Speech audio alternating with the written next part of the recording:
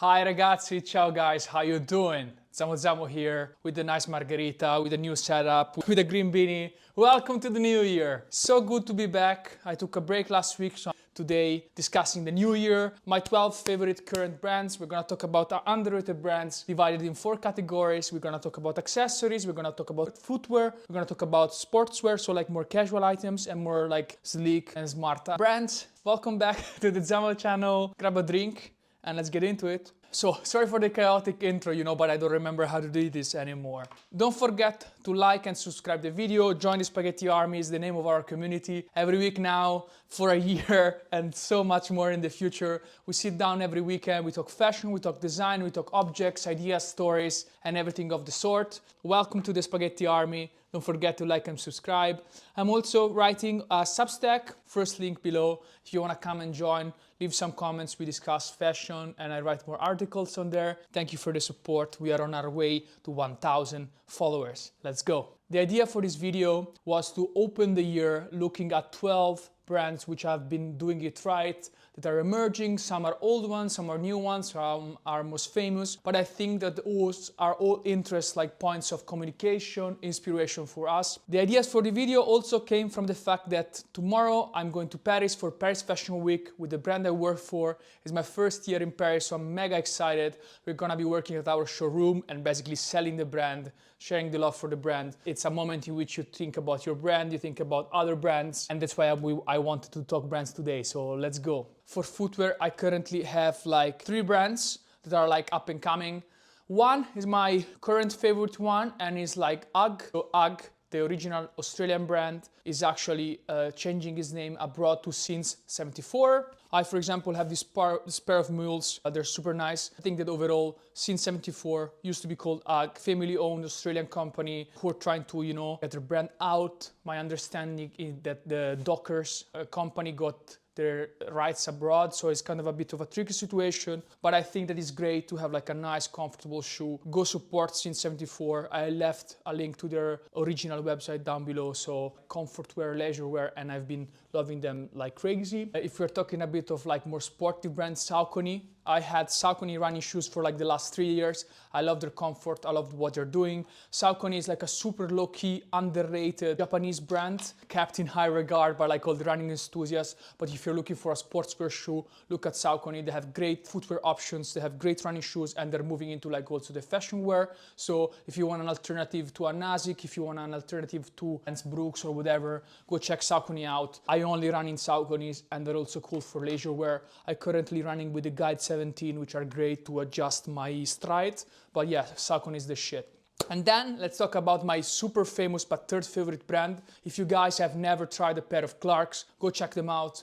Clarks is a classic British brand. They do like, more classic suede, crepe shoes, but also they have been venturing a lot with collaboration, with ideas. It's really easy to find a pair for a steal out there. Check outlets. I personally bought my first pair last year. It was a pair of Clark Wallabies, like high, the black ones, and I've been in love since. It's really a classic shoe. You can wear it up, you can wear it down to work. You cannot go wrong. It's appreciated by every culture, from like the streetwear to the mods to the classic. So if you've never given a try, give a try to Clarks. I know it's a ginormous brand. You can really find some steals and the quality is absolutely there. Yeah. Second glass of water and let's talk about a bit more like sportswear brand, casual brands that I'm gonna love in 2025. If you're talking sportswear brand, I would like to talk first about Ben Sherman. In 2014-15, the mods, kind of like classic British wear, came to Italy. And I found this brand called Ben Sherman. I didn't know anything about it, but I got myself like a vest in this kind of mods punk store. So Ben Sherman seems to be a very solid brand. They have a lot going on. It seems that they found like a new property and they've been publishing, let's say, classic Britannia, like fits. I like their setup for jackets, for knitwear, for patterns. So I think that if you want like an authentic alternative to a classic, let's say Burberry, for example, go check Ben Sherman out. It seems to be really like a solid brand, with the stripes, like a little bit more of a low-key Fred Perry, I would call it. Keep Ben Sherman in your radar for 2025.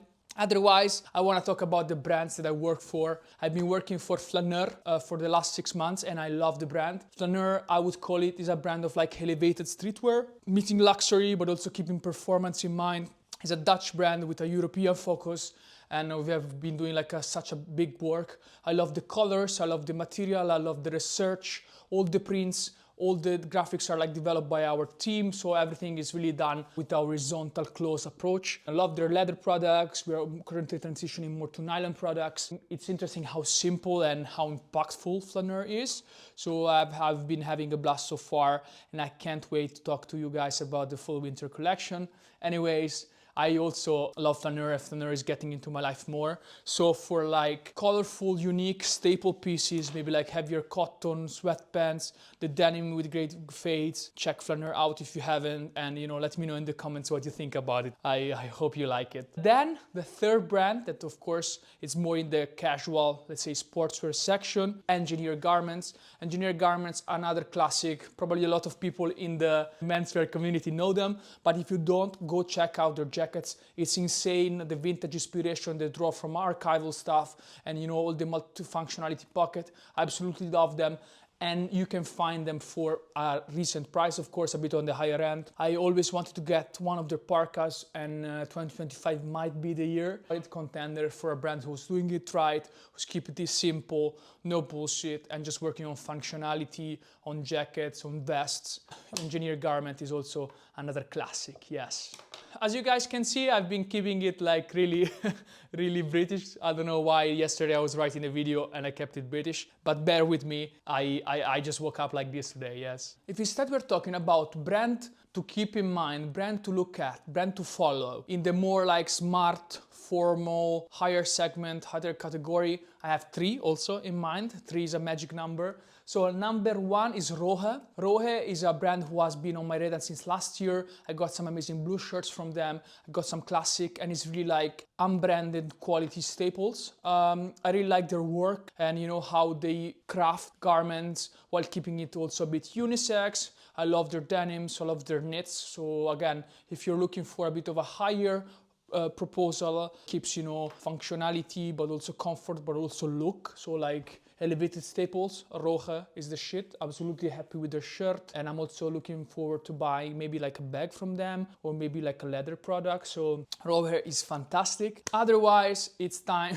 to talk about 10C. So 10C stands for the Emperor New Clothes, child of a part of CP Company and Stone Island. So like Alessandro Pungetti and Paul Harvey, who both work for Stone Island CP Company, and actually right now they're like the designer, actually created their own brand, which is called 10C. It's all made in Italy, insane quality. You can get like the insane craftsmanship and attention to detail of like Stone Island CP Company from the 1980s, 90s to 2000, applied to a brand that comes unbranded.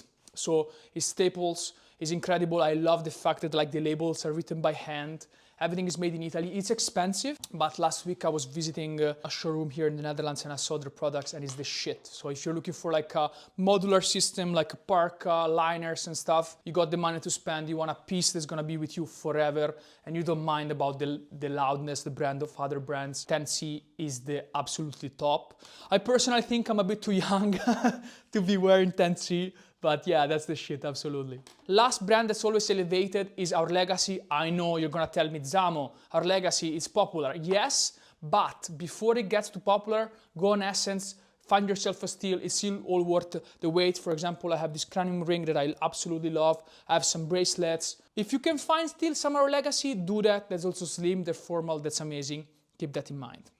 Then, let's go to the meat and potatoes of this episode. Let's talk accessories, my favorite thing. We're gonna talk about 3 macro categories of accessories that you should keep in mind. As I talked in the last video, this one, I have been experimenting around with DB Journey, their backpack, their sling bag that I gave my girlfriend. I've been very happy with the product. There is a lot of functionalities, a Norwegian brand, and I love what they've been doing. So solid, solid, solid, kudos to them. If you're looking for a backpack, a luggage, like the Ramberg, if you're looking for like a everyday travel essential, DB Journey is the shit. Otherwise, if we're talking about accessories more in general, I think I would love to talk about things crafted by hand. So first of all is Dyneema products, the strongest while being very light. And you can find so many handcrafted products. Just go on a secondary platform like Etsy, like eBay, like Vinted. There's so many artisans all over that are like making products with this material. So get yourself like a nice pouch. It's very light and you can do everything with it. it looks futuristic, it looks researched. So this is my second option for accessories. And then the third one to wrap the video up is these beautiful leather crafted products made in New York, made by this guy Adam. He has like his own showroom and makes everything by hand. So if you're looking for like a leather tote bag, a leather bag made by somebody that you know, I would absolutely go for this. I'm showing you right now, I was in Italy last week, that's why I took a break. I actually made one myself.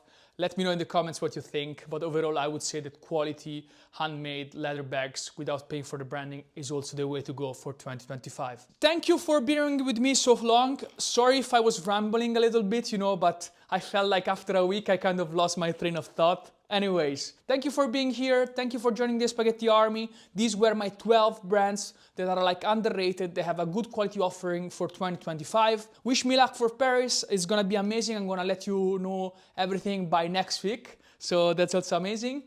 Take care. Have a lovely weekend. Drink plenty of water. Love you. Bye.